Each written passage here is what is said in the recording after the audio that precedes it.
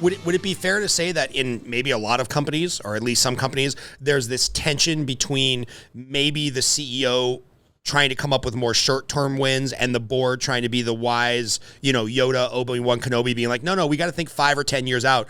Do a lot of companies have that healthy tension of like push and pull and conservative and progressive and like, we got to grow. No, we got to invest. Or am I just making stuff up from movies I've seen?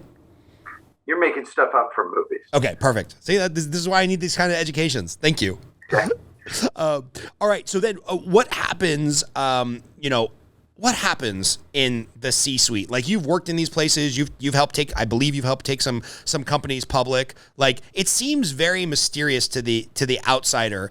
And, I'm not a religious guy. I find myself having arguments in defense of religion. I'm not a CEO. I don't make tens of millions of dollars a year. I find myself having arguments in defense of CEOs because they're like, well, the average CEO makes 1,000 times the guy who washes the toilet or whatever. And I'm like, okay, he can make 10,000 times what the dude washing the toilet makes. And do you know how many different regulations there are per state just in the simple law of like paid time off and vacation? Like, just trying to manage the beast of having a branch of your company. He's got thousands of people managing the beast. So, yeah, perfect. But the CEO's job, okay, is the key job that a CEO has, whether it's of a public company or a private company, is to set the strategic direction of the company and decide where to invest the company's capital. That's the key roles the CEO fulfills, right? Because whether it's a private company or a public company, that's their goal. Are we going to stay in the same products and increase our geographies, right? Are we going to add additional product lines?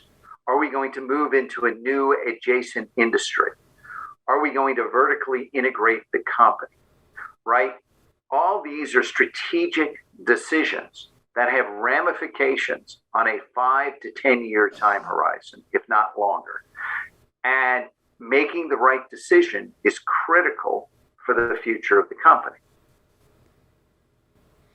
Can you give me some anecdotal stories, maybe some recent things that we might have seen in the news where maybe a CEO got this right and they had a masterful grasp of what was coming, and maybe a crash and burn story where a CEO got it wrong?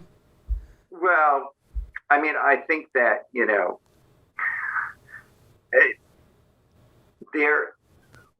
let me put it this way. In the last couple of years, because of the massive amount of funds that the government has provided, right, to backstop the economy, whether it's the U.S. government, whether it's the French government, the German government, all over the world, the Japanese government, Chilean government, what happened is companies basically got bailed out over the last couple of years because there was all this growth created by government that more than offset the issues due to the pandemic. Okay, except for certain countries where you have, such as Thailand, which is really has a huge portion of GDP related to travel, right, and tourism, and so they have an issue, but it's out of their government's control. So I think the crash and burn is not there yet, because also you have to remember there's been a huge amount of capital flowing around. Right. Had a huge number of companies come public via SPACs or IPOs at very large valuations. You've had all kinds of capital being thrown at assets, right? And so that also funded companies. And the crash and burn for all these companies is in the future, in 2 to 3 years, where companies, let's say, said, we're going to deliver these products and we're going to sell this much of these products, and they don't hit those goals, right? And then they have a problem because they've come up short of the goals, right?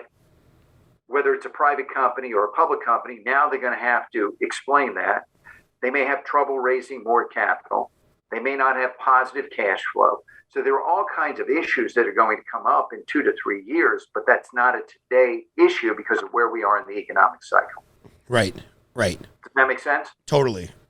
Yeah, it's like kind of everybody's being buoyed by this false sense of security from, 40% of the US dollars being printed in the last, 18 months or whatever it's been, 2 years almost.